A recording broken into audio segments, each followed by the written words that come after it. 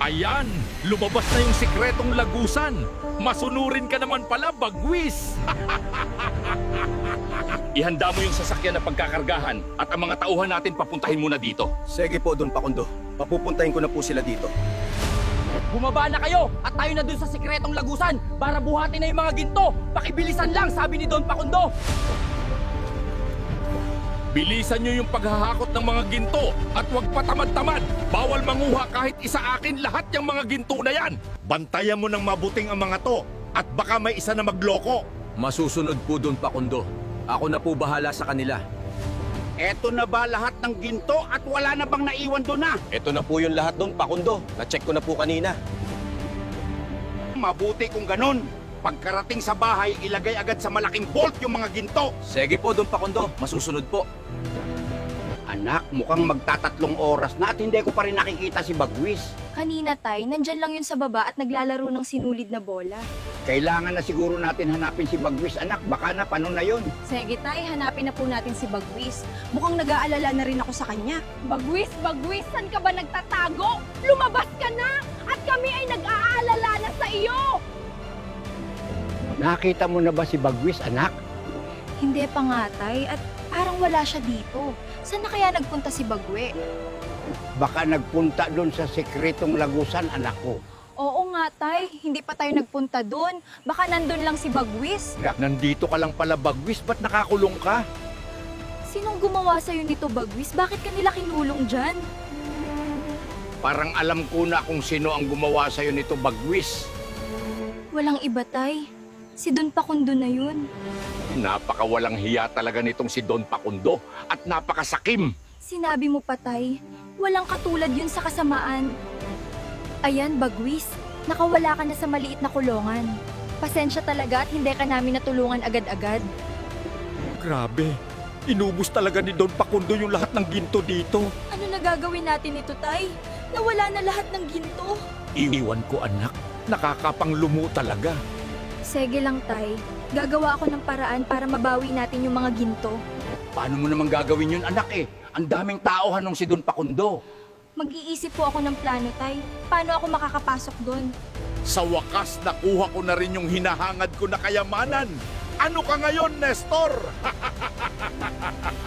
Ang magbantay ka sa labas ng vault at huwag magpapasok ng kahit na sino. Sige po, Don Pakundo. Ako na po bahala. Kawawa naman si tatay, parang dismayado siya nung makita niya na inubos lahat ni Don Pakundo ang lahat ng ginto na nandun sa sekretong lagusan. Marami pa namang magagandang plano si tatay para makatulong sa ibang tao gamit ang kayamanang mga ginto ng mga ninono naming mga hapon. Paano ko kaya matutulungan si tatay na mabawi yung mga ginto na hawak ngayon ni Don Pakundo? Paano kaya ako makakapasok dun sa bahay niya?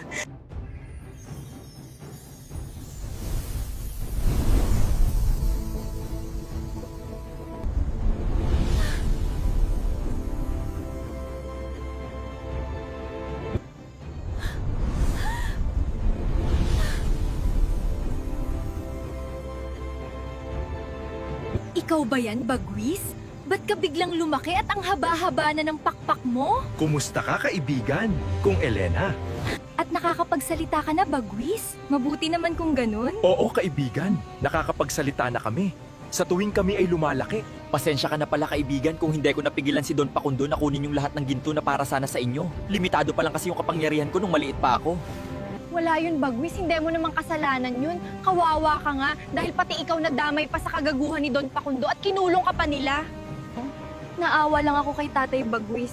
Medyo nadismaya talaga siya at nalungkot nung makitang inubos ni Don Pakundo yung mga ginto. Tutulungan kitang mabawi yung lahat ng ginto na ninakaw ni Don Pakundo. Halika, sumakay ka sa likod ko at pupuntahan natin yung bahay niya. Kumapit ka ng mabuti, Elena, at tayo'y lilipad na. Hello, bantayan mo ng maigi dyan. Huwag kang magpapalapit ng kung sino-sino dyan sa vault. Opo, Don Pakundo. Masusunod po. Nandito lang po ako sa labas ng vault. Naka-alertong nagbabantay. Kanya. Okay, sige. Basta mag-update ka lang sa akin parate at huwag patanga-tanga para hindi naman sayang yung pinapasweldo ko sa inyo. Grabe Grabe, ang ganda-ganda dito sa itaas. Bagwis, ngayon lang ako nakalipad ng ganito. Basta mag-ingat ka lang at kumapit ka ng mabuti para hindi ka mahulog. Sana nandito si tatay para maranasan din niya kung paano lumipad. Isasama natin si tatay mo sa susunod na maglakbay tayo, Elena. Malapit na ba tayo makarating sa bahay ni Don Pakundo, Bagwis? Kumapit ka ng mahigpit at bibilisan natin yung lipad. Anong ginagawa nyo dito? Hindi pwedeng lumapit dito na area na to. At saan kayo dumaan na nakakandado naman yung gate? Bakit nyo kinuha yung mga ginto na hindi naman sa inyo? At saan nyo ito itinago ni Don Pakundo? Kung anong ginto na sinasabi mo? Wala kaming kinuha at tinatagong ginto dito. Umalis na kayo dito! Sinungaling kang kalbo ka! Nagmana ka talaga sa amo mo na ubod sa kasamaan at kasikiman! Dahil sa kasamaan nyo, parurusahan kita. Tara na, Elena. At buksan na natin yung vault para makuha na natin yung mga gintong kayamanan.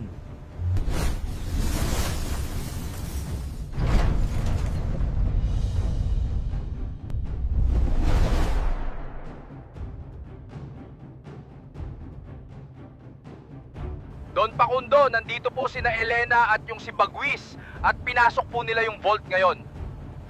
Anong sinasabi mong nandyan sina Elena at Bagwis? Wala ka bang ginawa?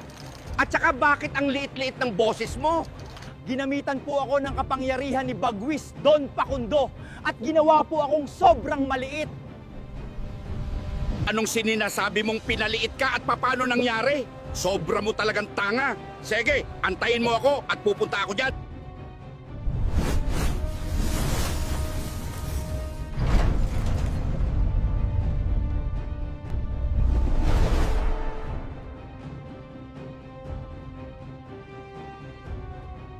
Elena, ayan na yung mga ginto na kayamanan.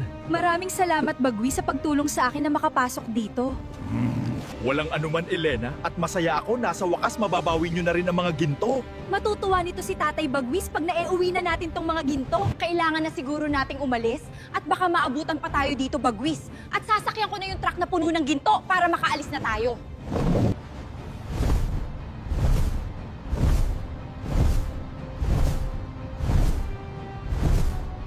Mga wala talagang kwenta tong mga tauhan ko. Hindi maasahan, pinagbantay lang, di pa magampanan ng maayos. Walang pwedeng umagaw sa mga ginto ko. Mananagot sa akin kung sino mang magtangkang nakawin sa akin yung mga gintong kayamanan.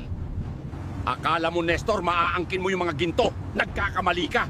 Ako pa rin ang magwawagi sa laban nato. Humanda ka sa ganti ko, Nestor. Saan na kaya tong si Elena? Kanina pa wala dito sa bahay ah.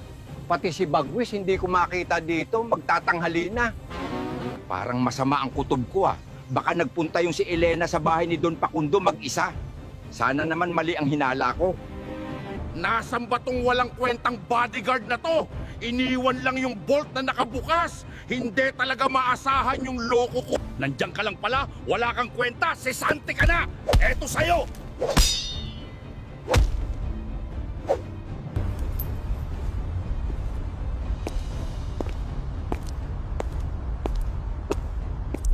Walang hiya ka, Nestor! Kinuha mo talaga yung lahat ng ginto dito sa vault! Mananagot ka sa akin ngayon! Humanda ka! Bagwis, ba tayo dumaan sa gitna ng kagubatan? Kailangan dito dumaan. Hindi pwedeng makita ng mga tao yung pagkadami-daming ginto. Mukhang matatagalan tayo nito makarating sa bahay. Mas mabuti nang matagalan tayo, Elena. Basta makaiwas lang tayo sa problema sa daan. Hello? Kailangan ko ang tulong mo ngayon, may ipapagawa ko. Ano yung ipapagawa mo doon, Pakundo?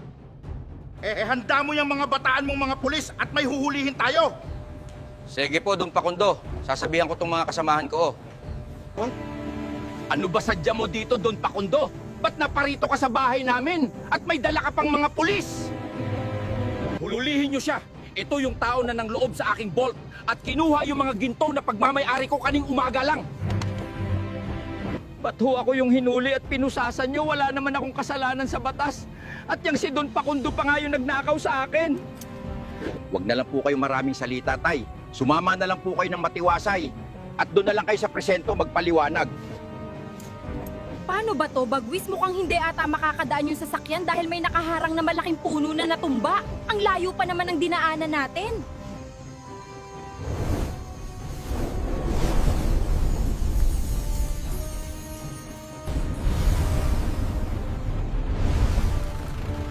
Ayan, Elena. Okay na. Pwede na tayo magpatuloy.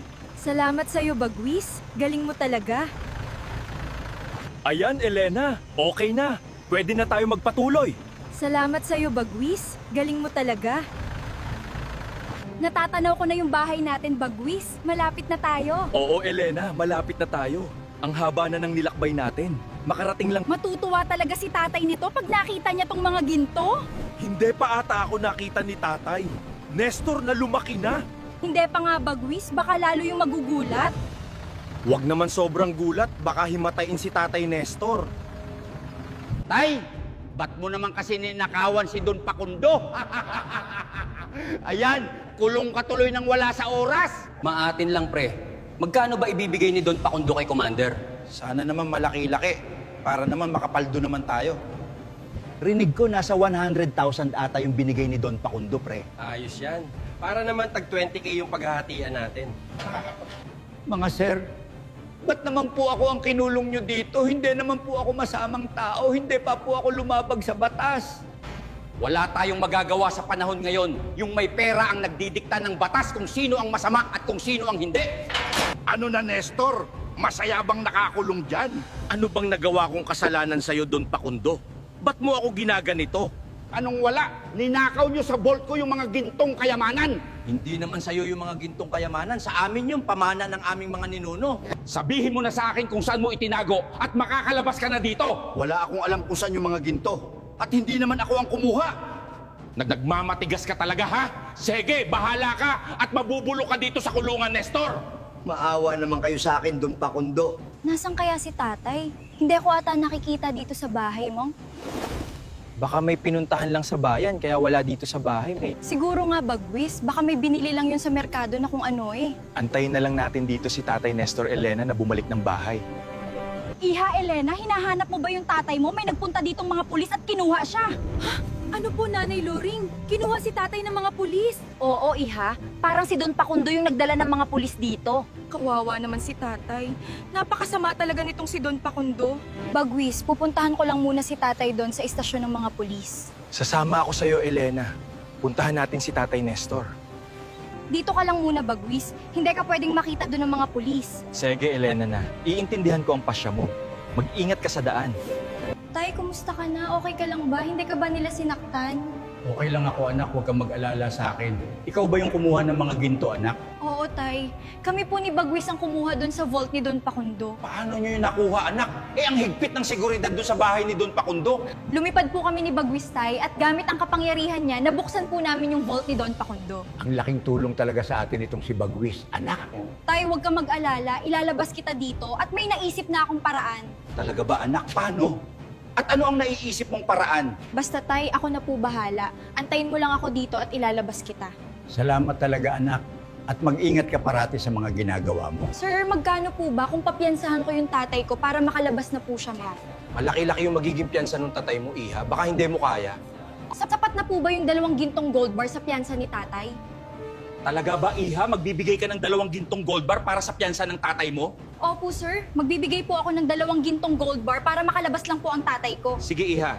Dalhin mo dito at agad-agad i-release namin yung tatay mo. Ano ang gagawin mo dyan sa 2 gold bar ba't hawak-hawak mo? Ito yung gagamitin kong pantubos kay tatay para siya ay makalaya sa kulungan. Sige, ihahatid na lang kita doon para mapadali ka at hindi ako papasok. Sigurado ka, Bagwis? Sige, maraming salamat kung ganun. Kumapit ka ng mabuti, Elena! At lilipad na tayo! Salamat talaga, Bagwis, sa paghatid mo sa akin. Walang anuman, Elena. Mas mapapadali ka pag sa itaas tayo dadaan. Gusto ko na talagang mapiyansahan agad si tatay para naman makalabas agad siya. Kawawa naman si Tatay Nestor at ikinulong na walang kasalanan.